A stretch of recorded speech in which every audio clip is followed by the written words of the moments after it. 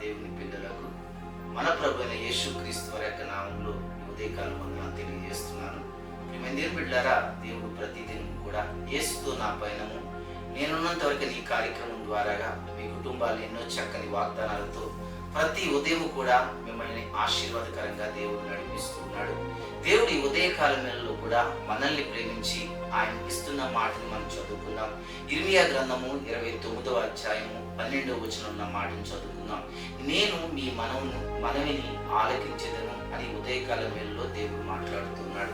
నీ మనవిని నేను ఆలకించెదను అని దేవుడు ఈ ఉదయకాలం వేళలో నీవు చేసిన ప్రార్థన నేను ఆలకిస్తానని మీతో మాట్లాడుతున్నాడు. ప్రియ సహోదరుడా, ప్రియ సహోదరి, మరి ఈ రోజు వరకు, ఈ క్షణం వరకు ఎటువంటి ప్రార్థన నువ్వు చేసి ఉన్నావో, ఎటువంటి అవసరతతో దేవుని దగ్గర నువ్వు మొరపెట్టి ఉన్నావో గాని దేవుడు నీ మనవిని ఆలకించి వాటిని దయచేయాలని, వాటిని ఇవ్వాలని ఆశపడుతూ ఉన్నాడు.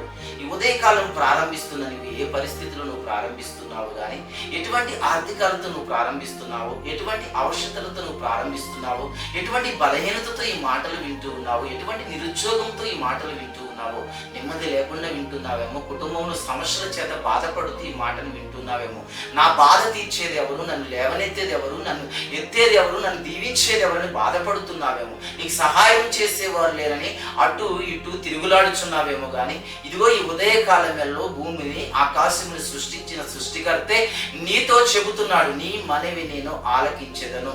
నీ మనవి ఆలకించిన దేవుడు ఆయన చేయకుండా మానే దేవుడు కాదు. చేయనేరుకున్నట్లు ఆయన చేతులు కురస కాలేదు, విననేరుకున్నట్లు ఆయన చెవులు మందము కాలేదని దేవుని వాక్యం సెలవిస్తుంది. ప్రియమైన సహోదరుడా, బాధపడుతూ దేవుడి ఉదయకాలంలో నీ కన్నీరు తొడవడానికి ఇష్టపడుతూ ఉన్నాడు. కన్నీరు విడుస్తూ బాధపడుతూ కుమిలిపోతున్నావేమో గాని దేవుడు నీ కుటుంబాన్ని లేవనెత్తాలని ఆశపడుతూ ఉన్నాడు. కార్యం జరగలేదని బాధపడుతున్నావేమో గాని దేవుడి ఉదయకాలంలో నీ జీవితంలో గొప్ప కార్యం చేయాలని ఆశపడుతూ ఉన్నాడు. ప్రియ సహోదరుడా, బాధపడక, ఆలోచించక, చింతించక నీ ప్రార్థన దేవునికి వినబడగలిగితే ఆయన నీ కార్యములు సఫలపరచునుగాక.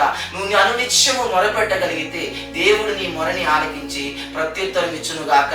ఇదిగో బైబిల్ గ్రంథంలో ఉన్న భక్తుల్ని గమనించినట్లయితే యాకోబు, ప్రియమైన దేవుని బిడ్డలారా, ఒంటరి స్థితిలో, ఎవరు తోడుగా లేని స్థితిలో అరణ్యములో ఉన్నప్పుడు ఆలాపన దేవుని వైపు పెట్టినప్పుడు, దేవునికి మొరపెట్టినప్పుడు దేవుడు యాకోబుకు తోడై ఉండి తన శ్రమలన్నిటిలో ఉండి కూడా విడిపించి దేవుడు ఇజ్రాయేలీగా దేవుడు మార్చి వాగ్దానాన్ని స్వతంత్రించుకునేట్లుగా యాకోబుని దేవుడు దీవించాడు. ప్రియమైన దేవుని బిడ్డలారా, ఇదిగో ఈ రోజు వరకు నువ్వు ఎటువంటి ఆలోచనతో నలిగిపోయావు కానీ నీ ప్రార్థన దేవునికి వినబడగలిగితే ఆయన నీ ప్రార్థన బట్టి నీకు సమస్తమైనవి సఫలపరచును గాక.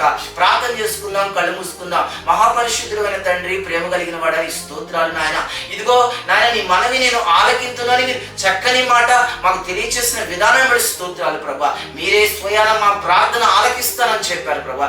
ఎంతమంది బిడ్డలు నాయన ఈ రోజు వరకు ఎటువంటి ప్రార్థన చేస్తున్నారు, ఎటువంటి అక్కర్లు అడిగి ఉన్నారు, ఎటువంటి ఆలోచనతో నీ సన్నిధిలో మొరపెట్టారో, గోజాడారో, ఏడ్చారో, కన్నీరు పెట్టారో ప్రభా.